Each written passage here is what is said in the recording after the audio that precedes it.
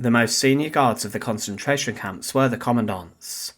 These were the men who instilled the strict discipline and set the tone for how the camps would be run. They were executioners, torturers and murderers, and they were also responsible for the deaths of millions of people during World War II. Some of them had dark pasts.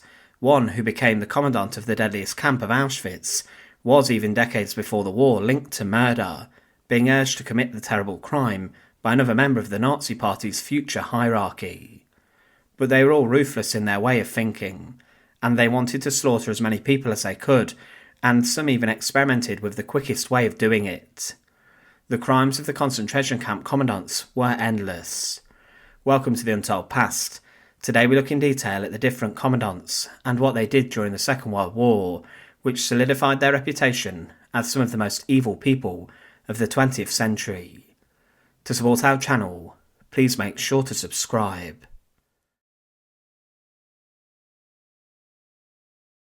Amon Gth joined the Nazi Party in September 1930 in Austria, and he was involved in the youth groups as a young adult. Inside of Austria, he also joined the SS, being granted full membership in 1932. He served inside of the SS in Vienna and was then promoted to become a Scharführer, but he then left the country and went to Germany after he was investigated for illegal activities, such as stockpiling and gathering explosives for the Nazis, and after the outlawing of the Nazi Party in Austria, he remained in Munich.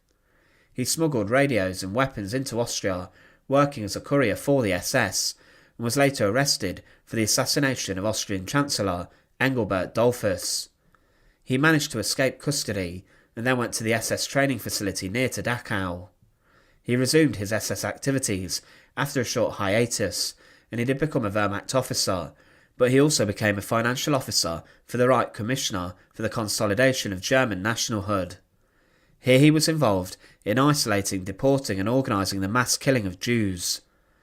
Gth was then transferred to Lublin in summer 1942, and he was involved in the SS and police forces in the area. He was involved in rounding up Jews and deporting them to concentration and extermination camps, participating in Operation Reinhard.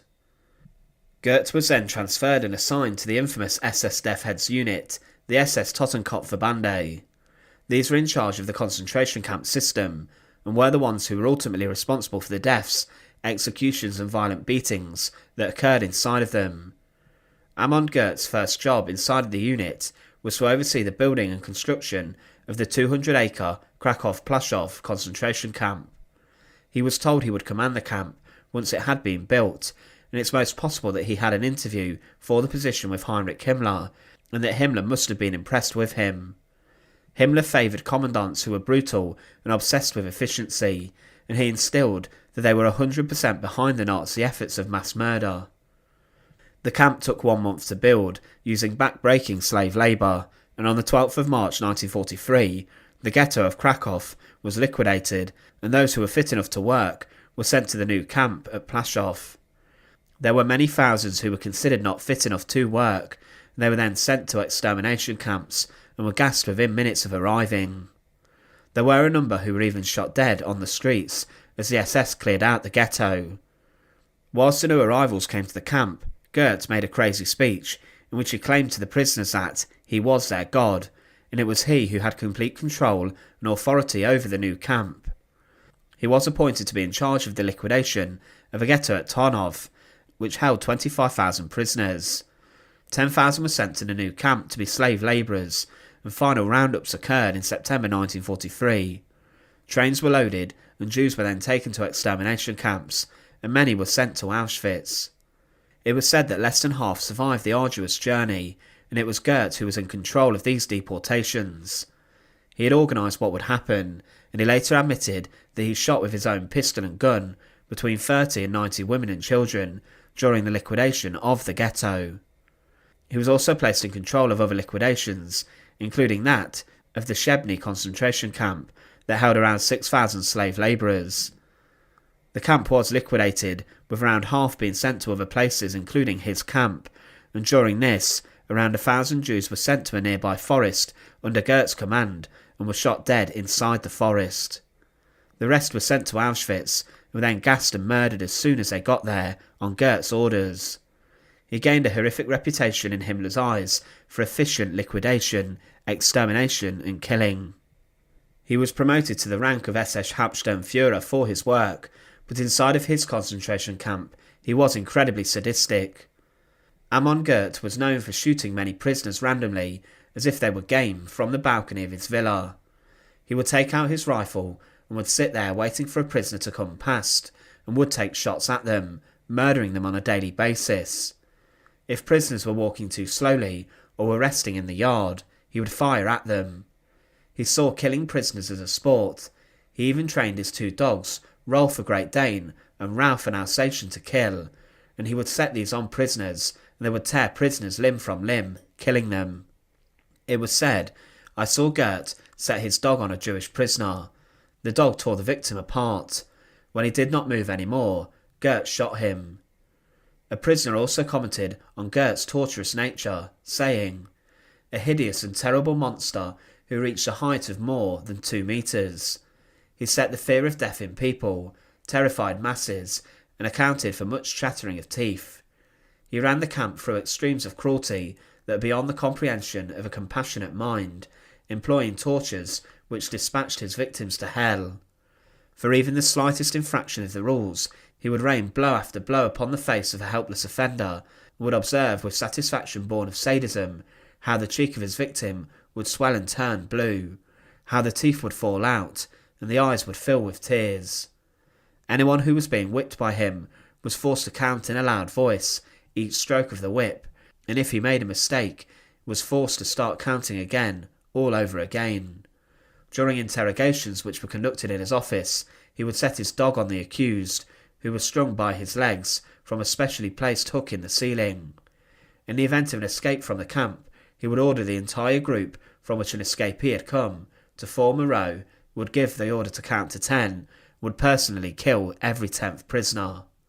At one morning parade, in the presence of all the prisoners, he shot a Jew, because as he complained, the man was too tall. Then as the man lay dying, he urinated on him. Once he caught a boy who was sick with diarrhoea and was unable to restrain himself. Gth forced him to eat all of the excrement and then shot him. His maid testified against him at trial and said, "As a survivor, I can tell you we were all traumatised people. Never would I, never, believe that any human being would be capable of such horror, of such atrocities. When we saw him from a distance, everyone was hiding, in latrines, wherever they could hide. I can't tell you how people feared him." He was known for mindless killing, and whenever he was seen it was associated with murder and death. He even shot a Jewish cook once, as the soup he had made was deemed too hot. He was a firm believer in collective punishment, and if one person from a barrack or work team committed an infringement of the rules, then the whole group would be punished. One evening a prisoner managed to escape, so Gth ordered the shooting of every second worker inside of the work group where the prisoner had fled. He also shot every 5th member of a crew, as one prisoner had not returned to the camp. If a prisoner stole food, as they were desperate, Gth would shoot them. Much of his brutal murders occurred at the Hajurva Gorka, a big hill which was used for shootings, mass killings and murders. It's estimated that Gth ordered the executions of 12,000 people there. He was sacked as a commandant of Plaszow, as he was accused of stealing Jewish property, which it was deemed belonged to the state and the Nazis. He was also accused of failing to give prisoners adequate food, and also violation of rules with regards to punishing prisoners. He was seen as running a poor camp, and was deemed mentally ill, and was sent to a mental institution in Bavaria, and was arrested by the US after the war. He was then handed over to the Polish, and was placed on trial after the war for his horrific crimes. He was convicted of murder, and for personally killing, maiming and torturing a substantial albeit unidentified number of people. For his crimes he was sentenced to death, and close to his camp at Plaszow, in Krakow, he was hanged at Montelupich prison. Amon Gth was a brutal and barbaric concentration camp commandant, who was a cold-blooded murderer. He saw the killing of the Jews and prisoners as a sport, and he was a horrific man who even trained his dogs to be killers. His involvement in the Holocaust was clear, and he was seen by Heinrich Himmler initially as a reliable camp commandant who could perform his murderous jobs with ruthless efficiency. His crimes were despicable, and today many of them remain untold. Rudolf Hss was hanged on the 16th of April 1947, but what were his crimes that he committed? He joined the SS on the 1st of April 1934, responding to Himmler's calls to action, and within a year he moved into the notorious Death Heads unit.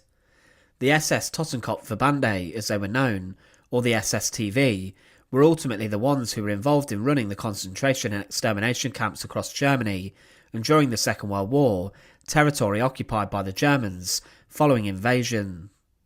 Höss's first role inside a concentration camp was at Dachau, where he worked as a block leader under Theodor Eicke, who he viewed as a mentor.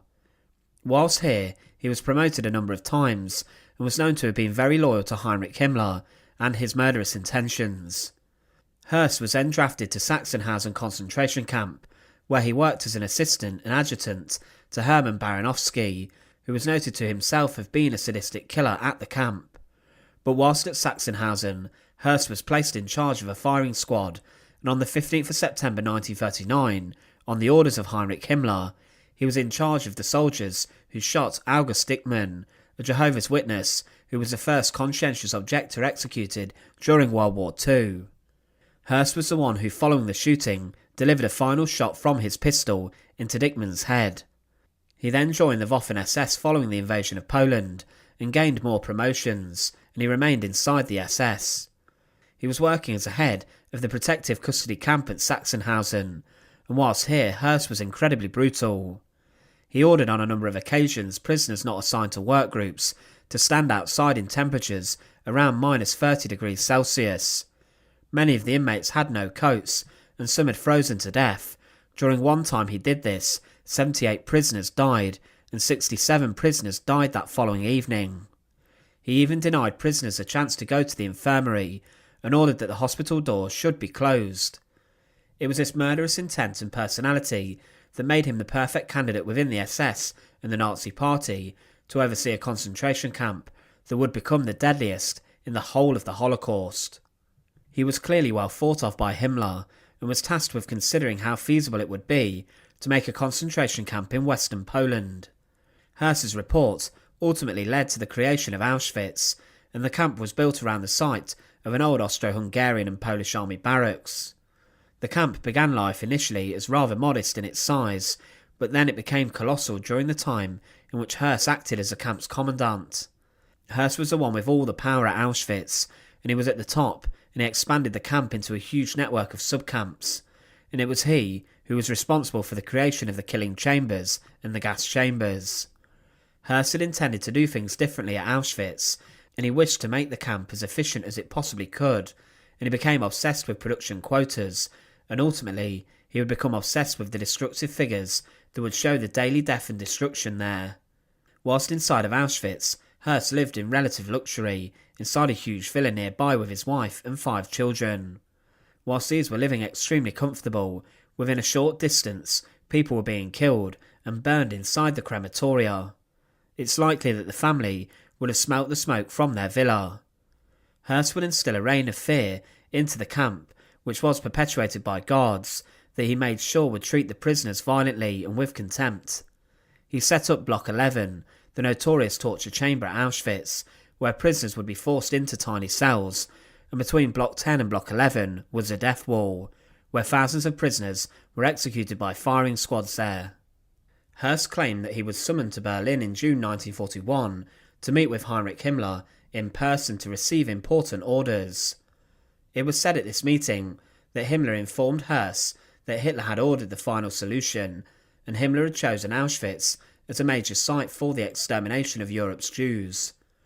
This was done allegedly due to its links and access by rail, and also due to the large site and the fact it was rather isolated at the time.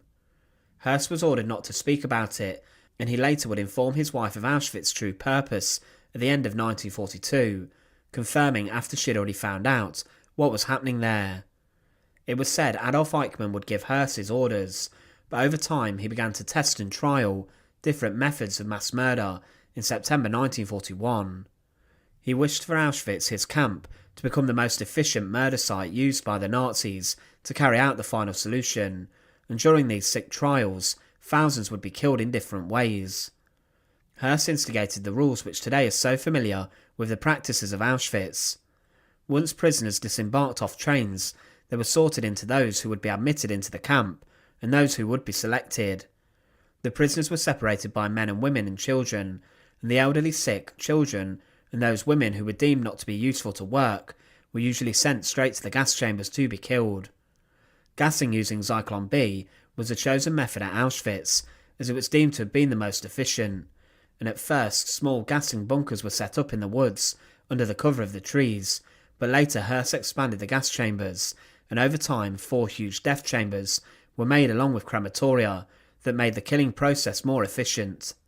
Höss later said, technically it wasn't so hard. It would not have been hard to exterminate even greater numbers.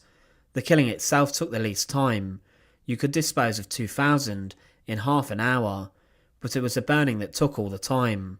The killing was easy. You didn't even need guards to drive them into the chambers. They just went in expecting to take showers, and instead of water we turned on poison gas. The whole thing went very quickly. Höss had his deputies test different methods, and Zyklon B was selected as a pesticide to be used, as it took between 3 and 15 minutes for someone to die. However, Höss fell from grace rather shockingly, as he was sacked after having an affair with a political prisoner at the camp, who was then imprisoned while she was pregnant in a standing cell. She was forced to have a termination, and only just escaped being sent to the gas chambers. He was replaced by Arthur Lieber Henschel on the 10th of November 1943, but then would return in the following May to continue his barbaric crimes and execution work. Höss was invited back to the camp to oversee Operation Höss, a huge killing mission that saw 430,000 Hungarian Jews killed in 56 murderous days. The sheer amount of killing inside the gas chambers was a problem for Auschwitz, and there was simply not enough time and space to dispose of the huge volume of bodies. Because of this, Höss ordered that camp staff should burn the thousands of bodies in huge open pits. 10,000 people were being gassed each day during Operation Höss, and many were shot quickly by the SS before being thrown into the fires and weren't even gassed. He saw out the end of the war at Ravensbrück, and he continued gassing. Whilst at the all-female camp, following the completion of the gas chambers, he forced more than 2,000 women and girls into them, having them killed barbarically. Rudolf Hss's long list of crimes would eventually catch up with him. He was told by Himmler to disguise himself as the war turned against the Germans, and he did escape for around a year, but was arrested in March 1946. He tried to take his own life biting into a cyanide capsule, but this attempt failed. He was beaten by the men who apprehended him with axe handles, but he was surprisingly called to testify at the Nuremberg trials. He was not a defendant, but was seen as a defence witness for Ernst Kaltenbrunner. His testimony amazed, as he would admit the murderous actions of himself and his crimes that were carried out at Auschwitz, and he spoke of them with almost a bursting pride and with no sense of remorse. He did not care for the millions of victims he had sent to their deaths, and he simply was proud of the efficiency that he believed he had performed his job with. He said of his 3 million death toll that this figure represents about 70 or 80% of all persons sent to Auschwitz as prisoners, the remainder having been selected and used for slave labour in the concentration camp industries. Included amongst the executed and burned were approximately 20,000 Russian prisoners of war, who were delivered at Auschwitz in Wehrmacht transports operated by regular Wehrmacht officers and men. The remainder of the total number of victims included about 100,000 German Jews and greater numbers of citizens, mostly Jewish, from the Netherlands, France, Belgium, Poland, Hungary, Czechoslovakia, Greece, or other countries. We executed around 400,000 Hungarian Jews alone at Auschwitz in the summer of 1944. He was prompted and accused of murder of 3.5 million, but then he replied with only 2.5 million, claiming that the rest were killed by disease, starvation, and the conditions of his camp. He later revised his death toll whilst he was in Polish custody, but was ultimately sentenced to death for his horrific crimes. Polish survivors of Auschwitz lobbied for Höss's execution to take place within Auschwitz on a specially constructed gallows that stood at the location of the camp's Gestapo quarters. Shortly before his death, Rudolph Hss acknowledged his crime, stating, "My conscience compels me to make the following declaration. In the solitude of my prison cell, I have come to the bitter recognition that I have sinned gravely against humanity. As Commandant of Auschwitz, I was responsible for carrying out part of the cruel plans of the Third Reich for human destruction. In so doing, I have inflicted terrible wounds on humanity. I caused unspeakable suffering for the Polish people in particular. I am to pay for this with my life. May the Lord God forgive me one day what I have done. I ask the Polish people for forgiveness. In Polish prisons I have experienced for the first time what human kindness is. Despite all that has happened, I have experienced humane treatment which I could never have expected and which has deeply shamed me. May the facts which are now coming about the horrible crimes against humanity make the repetition of such cruel acts impossible for all time." The admission of guilt Höss made about his time as a commandant of Auschwitz did nothing to appease or make up for the horror that he was responsible of whilst overseeing the death camp. Höss was a despicable man who was motivated by causing as much death and destruction as possible, and his actions were driven by the Nazi race laws and ideology that he subscribed to. He was someone who wished to please Hitler, and more so Himmler, by efficiently causing mass devastation and death. He should also be held account for the actions of those guards who served under him, who carried out horrific acts of brutality and violence, but also he should be responsible for the starvation, disease, and horrific conditions inside the camp. The crimes of Rudolph Hss are endless, and today many of them remain untold. Despite working as a journeyman travelling around Germany performing different jobs, Richard Baer signed up to the Nazi Party as a member early in 1930, and 2 years later he would join the General SS. He was based inside of Weiden, and he rubbed shoulders with other SS members of staff, including the Commandant of Auschwitz, Martin Gottfried Weiss. Baer served underneath Weiss, and his role inside the SS was to act as a bodyguard and as a protector to those anti-Semitic Nazi speakers who would speak at public rallies and meetings in front of crowds inside of villages in the local area. Baer would be one of the men tasked with beating any resistance to the Nazi speakers, and in this he was important in spreading the ideology of the Nazis. Richard Baer would claim that the reason he joined the General SS was because he liked the idea of being a soldier and playing this role, and he was also attracted to the discipline of the group as well as the ideology spread by the Nazis. Most of the SS men based alongside Baer were auxiliary police officers, and as time went on they were assigned to serve and work inside of the concentration camps. When Dachau opened in 1933, the SS men were transferred there and would act as the first guards of Dachau. Here Baer and the SS would perform many different military drills and would learn about how to terrorise and brutalise prisoners inside of a concentration camp, making sure they were terrified and would also be productive work-wise. These training sessions were later used upon all staff, and the guards were indoctrinated with the Nazi ideologies to make sure that they were not hesitant to carry out the persecution of those considered undesirable by the Nazis. Whilst at Dachau, Baer was taught by Theodor Eicher, who would later become the Commandant of Dachau, and it was said that Eicher was the one who set the reign of terror at Dachau, instigating brutal torture and punishment there. Baer would state that he enjoyed his training, and said that it was very strict, but also polished, and he said, "The more we were polished, the more we were proud of it." So Baer was one of the first SS guards, and the fact he was proud of instigating the violent regime of Dachau shows the sort of human he really was. But then Richard Baer would be transferred in December 1934 to Columbia House in Berlin. This was a terrifying Gestapo prison, which was known for its torture and horror, and inside of here, the Nazis would do anything to extract information from communists, Jews, and others regarded as their enemies. He was sent to the Death's Head unit, and would work inside of concentration camps, and he was there when Sachsenhausen was expanded. But he then took a training course, and was based in Buchenwald concentration camp, before he was promoted to the rank of second lieutenant in the SS in September 1938. He then travelled on again to the Neuengamme concentration camp, which had not long been opened, but he rose to prominence inside of a camp there. He had become a commando overseer, and it was his job to oversee groups of prisoners whilst working, and he was the one who would be driving the prisoners whilst he was watching them and force them to complete more back-breaking work. But at some point he then had a change of heart and wanted to serve inside of the army, and asked to join the front line of the Wehrmacht's war effort. After this was approved, he was sent to the Eastern Front to fight in the Soviet Union, where he was injured in December 1941, and he was then sent back to Neuengamme.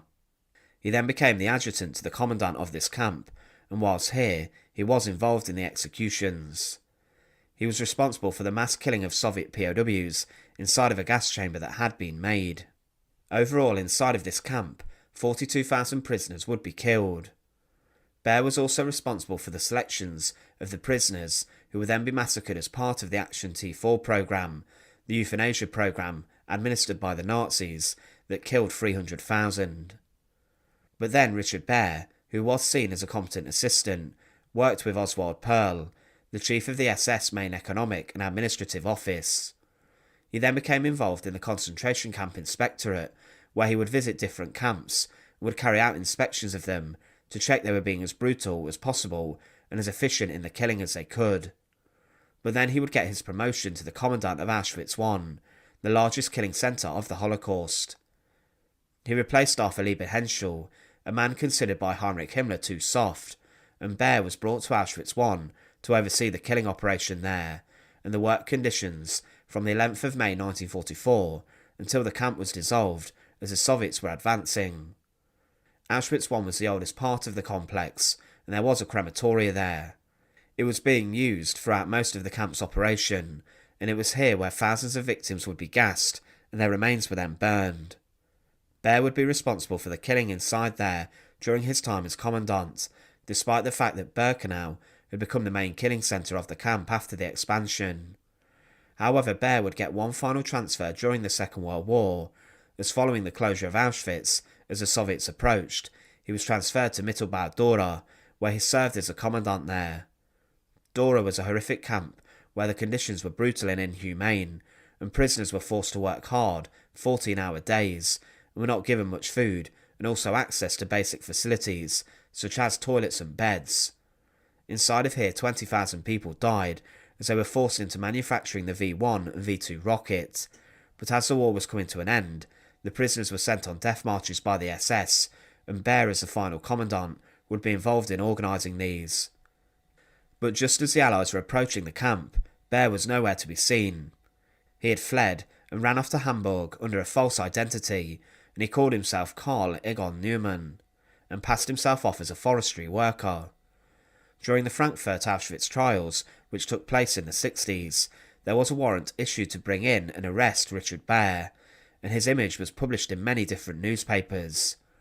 After seeing a picture inside of the newspaper, a worker who worked on the estate of Otto von Bismarck with Baer confronted him. Baer, still claiming to be Neumann, denied everything. However, it was said that his wife referred to herself as Frau Baer or Mrs. Baer. But he later confessed his identity, but his lawyers told him to refuse to testify, and this is what he did. Richard Baer was held in pre-trial detention, but whilst he was awaiting trial, he had a heart attack and died at the age of 51. It's clear that during his time inside of the SS, Richard Baer was complicit in the brutality of the concentration camps, and also in the deaths of thousands. He was one of the thousands of guards tasked with inflicting such terror onto prisoners, and as he became a commandant, he would be the one who was in charge of his own concentration camp. He was a man seen by Himmler as one who would efficiently and violently carry out the work of a commandant of Auschwitz. Josef Kramer joined the Nazi Party in 1931, and the following year he joined the SS. He trained inside of the SS to work as a prison guard, and then as a concentration camp guard.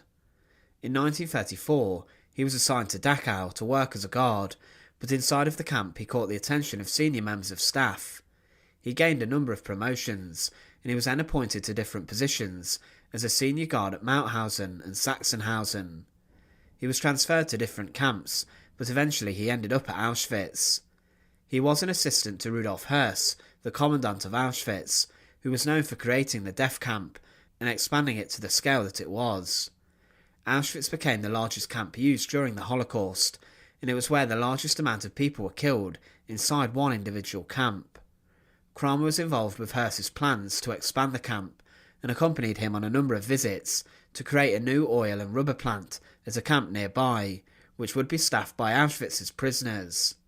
But Kramer must have dreamed of being in control of his own camp, and in April 1941 he was transferred to become the commandant of the Natzweiler Struthof concentration camp.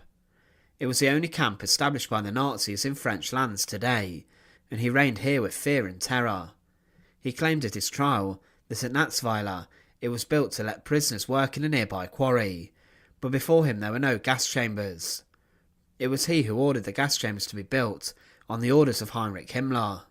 He claimed that prisoners at the camp were not transported elsewhere for experiments, but it was claimed that in his camp many bodies were taken from Natzweiler to Strasbourg, where Dr. Hertz then performed disturbing experiments. As a commandant of Natzweiler, Kramer himself personally carried out the gassings of 80 Jewish men and women in the gas chambers he had overseen the construction of. These bodies were then sent to become anatomical specimens at the Reich University of Strasbourg.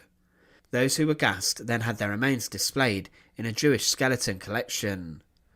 There were 57 men gassed and 29 women, and one victim was shot dead as he fought against being killed. Following his role in charge of Natzweiler, Kramer became a captain and was then transferred to become the Lagerführer or camp commander of Auschwitz II-Birkenau. Birkenau was the main killing element and extermination part of the Auschwitz complex, and he was brought to the camp to oversee the gassings of hundreds of thousands of prisoners. He was there to help manage the gassings of thousands of Jews who were transported to the camp in mass deportations. Kramer later claimed at trial that, "I received a written order from Höss that I had nothing to do with either the gas chambers or the incoming transports." At Auschwitz, the political department was also responsible for all the selections from incoming transports for the gas chambers. In the crematoria, the SS and prisoners Sonderkommando were under the command of the commander of Auschwitz, Höss. As the place where the transports generally arrived was in the middle of my own camp, I was sometimes present at their arrival. The people who took part in supervising and who were responsible for the security were partly from Auschwitz No. 1 and partly from my own camp at Birkenau. But the selections of these people who had to supervise was done by the commandant of Auschwitz I. The actual selections of the internees were only made by doctors. Those who were selected for the gas chambers went to different crematoria. Those who were found fit to work came into two different parts of my camp, because the idea was that in a few days they would be retransferred to different parts of Germany for work. However, Kramer tried to portray himself as subordinate to the camp commander, but there are a huge number of witnesses who saw his acts at Auschwitz. Witnesses said how he took an active part in the selections, and he himself chose the people to be killed instantly inside the gas chambers, playing God with people's lives. In one example, he was noted to have loaded and driven people onto the trucks, and that he beat them violently and barbarically if they refused. He gained a reputation for being a beast, and as a hard and violent ruler inside of his camp. When he was accused of participating in the selections, he said, "No, I never took part, nor did any other SS members of my staff." He blamed the doctors and continued to maintain his innocence, but this was a complete lie. He was completely barbaric and ordered many people to their deaths, but was then transferred from Auschwitz to Bergen-Belsen. In December 1944, Kramer was transferred across from Auschwitz-Birkenau to Bergen-Belsen, a camp near to the village of Belsen. It began as a temporary camp for those who were leaving Germany, but then it became huge. As the war turned against the Germans, huge numbers of prisoners were evacuated to Belsen, and Kramer became the commandant, overseeing the conditions. He was known as the Beast of Belsen for his horrific rule over the prisoners, and he oversaw the camp in its final days, as the conditions became incredibly disgusting and awful, and as more prisoners came to the camp, things got worse. Kramer remained devoted to Hitler and the Nazis, even as the Third Reich was falling. Between 1943 and 1945, Belsen's numbers swelled heavily, to around 120,000, and 55,000 remained unknown, as the camp records were destroyed. There were no gas chambers at Belsen, but the majority of prisoners, 50,000 of them, died due to the conditions there. In March 1945, at least 18,000 prisoners died in a month due to disease, starvation and the beatings that were administered. Typhus and other diseases ran rampant across the camp, and prisoners were given hardly any food and water, and the sanitation at Belsen was virtually non-existent. It was hell on earth, and it was Kramer who oversaw all of this. He was the one virtually responsible for this, and did nothing to prevent further death. As the end of the war in Europe came, the administration of the camp collapsed, and many of Belsen's guards left and fled for their safety, worried about the crimes they had committed. Because of this, prisoners were left to their own without supervision, and a huge number of corpses were left around the camp unburied. Corpses were rotting out in the open, and rats ate them and infested the camp. Kramer remained in his post, and oversaw a number of guards who stayed. When he arrived at Belsen, Kramer claimed he found 15,000 prisoners, who were very overcrowded then, but things got much worse. He tried to claim that the food situation at the camp was not too bad, but then blamed the weather for difficulty in obtaining food, and also he said that his camp was an afterthought, following the towns and cities nearby.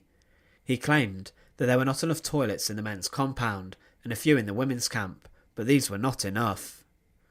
As the prisoners arrived, something had to be done in a hurry, so I ordered ditches were to be dug. Evidence was found that Kramer did send to his superiors complaints regarding the overcrowding and lack of food at Belsen. He said, "The incidence of disease is very high here, in proportion to the number of detainees. The number of sick has greatly increased. The fight against spotted fever is made extremely difficult by the lack of delousing. There was a problem with violence at the camp too, and there were shootings and executions carried out on a daily basis. Kramer was known for kicking and beating prisoners regularly, and he sometimes did this to their deaths." When the British arrived at Bergen-Belsen to liberate the camp, Kramer even showed the liberators around, as if he was proud and a sick tour guide, showing them different aspects of the camp. He went with them on an inspection, and pointed out the mass graves and the piles of dead bodies lying everywhere. He showed the huts off, which were overcrowded and showed no space for the prisoners, and the prisoners that were there were emaciated and dying. He seemed proud of his work at Belsen, but ultimately he would pay for it. He was captured as a prisoner of war, and was then taken to trial at the Belsen trials, along with a number of his former guards. On the 17th of November 1945, he was sentenced to death for his crimes at Auschwitz and at Bergen-Belsen. Ultimately, Josef Kramer gained the nickname the Beast of Belsen for his crimes in overseeing the camp, which became the site of death for thousands in the final months of the camp's operation. Despite going into the camp late in the war, he did nothing and virtually nothing to improve the conditions of the prisoners who were sent there. It was ultimately he and his staff who should get the blame for the large deaths, along with the hierarchy of the SS, who deported thousands to Belsen. Kramer gained a horrific reputation from his work at Auschwitz, and in this role he was responsible for the deaths of hundreds of thousands at Birkenau, who were also driven into the gas chambers.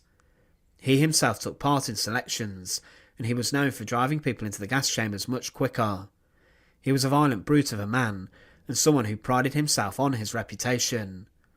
Across a number of different camps, he had committed various atrocities, and because of this, he was sentenced to death. His crimes were endless, and today, many of them remain untold. Ilse Koch joined the Nazi Party in 1932, and was considered a long-standing member of the political party. She would attend different rallies with her friends, and she also made many different companions who were ingrained with the Nazi ideology. In 1934, through her friends in the SA and SS, she met her future husband, Karl Otto Koch.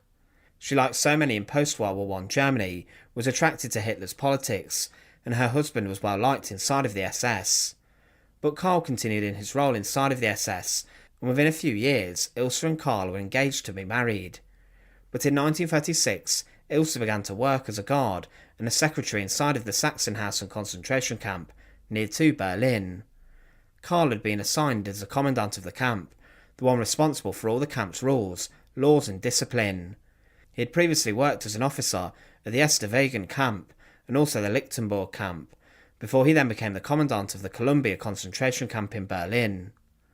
This was a notorious Gestapo prison, but then Karl Koch was transferred to oversee Sachsenhausen. He took with him Ilse, his fiancée, and he gained further promotions. Ilse inside of Sachsenhausen would be involved in record keeping, which was also a guard who was responsible for prisoner discipline, and the conditions here were very tough. When Karl Otto Koch worked as a commandant, he was one of the first leaders of it as it opened in 1936. The camp was supposed to perfect the most efficient and effective execution methods inside of the death camps, and also here prisoners would be huddled into a small room, where they were then executed, being shot in the back of the neck. Despite being only at Sachsenhausen a few months, Ilse would marry Karl during this time, and she and her husband were complicit in the killings there, and also the violent regime that was instilled. But Karl Koch must have been well respected by Heinrich Himmler and other members of the SS, and he was transferred to Buchenwald to work there as a commandant. Buchenwald was established in July 1937, and it was one of the largest concentration camps established inside of Germany, and during its time in operation, 280,000 prisoners would pass through the barbed wire fences, but over 55,000 prisoners were killed there. Prisoners came into Buchenwald from all over Europe, and as the Second World War spread to different areas, such as the Soviet Union, many more prisoners arrived. All of them were forced to work hard inside of the armaments factories and other industries at Buchenwald. Karl Otto Koch would spend a large amount of his time as commandant, being in the position from the camp's opening on the 1st of August 1937 until July 1941. Ilse Koch would regularly contribute to the brutality and horror of the camp, and after marrying her husband, she was involved in a number of despicable actions. One thing she ordered to be built inside of Buchenwald was to use the money that had been stolen from the prisoners to construct an indoor sports arena. This cost around today $1 million, and was funded by stolen wealth from the prisoners. Technically, Ilse Koch was also stealing from the pockets of the Nazis and Hitler, and this would catch up with her. She would ride her horses in the arena and would taunt the prisoners until they looked at her, but then she would beat them with a horsewhip. She would also take part in selections, when doctors and other staff would select prisoners to go to their deaths inside the gas chambers. Ilse Koch did do this, and she also allegedly took great enjoyment out of sending children to their deaths. This meant that she was complicit in the mass murder of the camp. She was playing the role of executioner, but one of the most sadistic crimes she was involved in was creating horrifying trophies from the skin of the prisoners. She would parade around Buchenwald on the back of a horse, and she tried to find prisoners who had distinct and different tattoos. Ilse, once these were found, would then order them to be killed, and they were sent to the gas chambers for this. After this, doctors would take the tattooed skin off the victim, then these were taken to be crafted into lampshades and other objects. Ilse Koch also collected internal organs of patients and prisoners, and she was a terrible war criminal. She was also known for having a number of affairs at Buchenwald with other men, and she was also accused of murdering prisoners. But things would catch up with Ilse Koch, as she and her husband were arrested by the SS and were accused of private enrichment, embezzlement and murder of the prisoners to prevent them testifying against the couple. Much of this revolved around the couple's theft of the money that had been taken from the prisoners. Ilse was arrested and was imprisoned by the Nazis, but was acquitted as evidence against her embezzling money was not found, but her husband was sentenced to death and was even executed inside the camp he once oversaw, being shot by a firing squad. But after the war, Ilse was arrested by the Americans and was then brought to trial as a war criminal. She was charged with participating in a criminal plan for aiding, abetting and participating in the murders at Buchenwald. She was sentenced to life imprisonment, and she claimed she was 8 months pregnant as well, and her sentence was later reduced to just 4 years imprisonment. This was based on the fact there was no convincing evidence that she had selected inmates for extermination in order to secure tattooed skin, or that she had possessed any article of human skin. However, the US Army did seize these items, but the link to Ilse was not as concrete as it could have been. It was said her crimes were primarily against the German people. They were not war crimes against American or Allied prisoners, and with this her sentence was reduced. However, public pressure led to Ilse being arrested yet again and being tried again in 1950. 250 witnesses testified at her trial, and at one point she even collapsed in the gallery.